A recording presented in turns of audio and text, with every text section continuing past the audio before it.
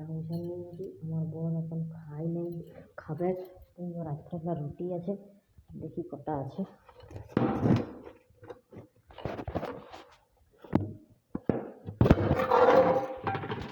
এই রুটিগুলো তেল লাগাই দেবো, এগুলো হয়ে যাবে পরে অবশ্য। এগুলো তেল লাগাতে ওইখানে চা চিনিটা আছে, আমি নিয়ে আসবো। তো আমি আবার আসবো পরে, আপডেট দিতেই দেখবো সারাদিনের মধ্যে কী করছি না করছি। By, tata.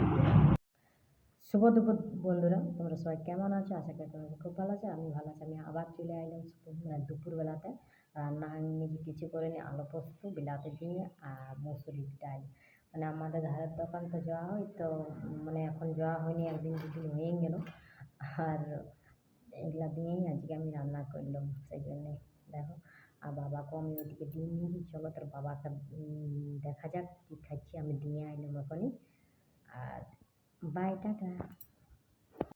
ডাল মুসুরির ডাল, লাউয়ের ডাল এই আর দোকানে পাওয়া যায়নি। আমি 10 টাকা নিয়ে এলাম, একবারে পাতলা করেছি। আর এই যে কটা আলু ছিল সেগুলো পোস্ত দিয়ে করে দিন, তার কিছু সবজি নেই। তো বাবাকে চলো দেখবে, এই যে ভাতের হাড়ি।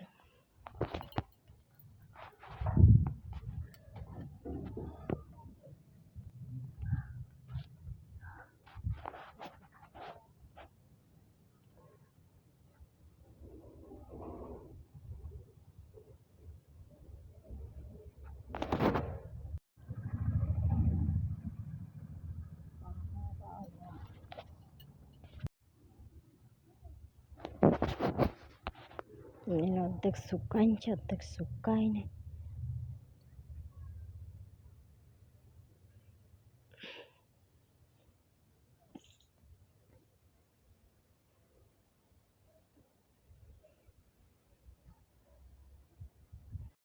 হয়ে গেছে।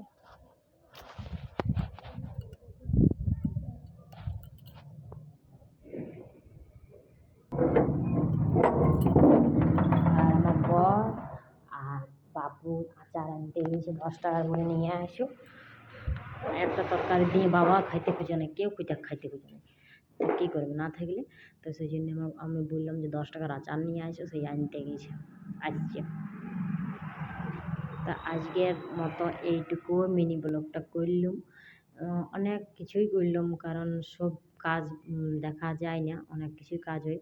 আর বাসন দেওয়া, কাপড় কাচা, ওগুলো তো দেখাতে পারলাম না। তো তোমরা আমাকে অনেক সাপোর্ট করো, যাতে আমি টাকা ইনকাম করতে পারি আর সবাইকে, বাবা মাকে ভালোভাবে খাওয়াইতে পারি। এইরকম অনেক আমাদের কোনো টাইমে প্রবলেম হয়েছে। যাই হোক, আশা করি খুব ভালো থাকবে আর আমিও ভালো থাকবো, সবাইকে ভালো রাখবো। তো বাই, টাটা।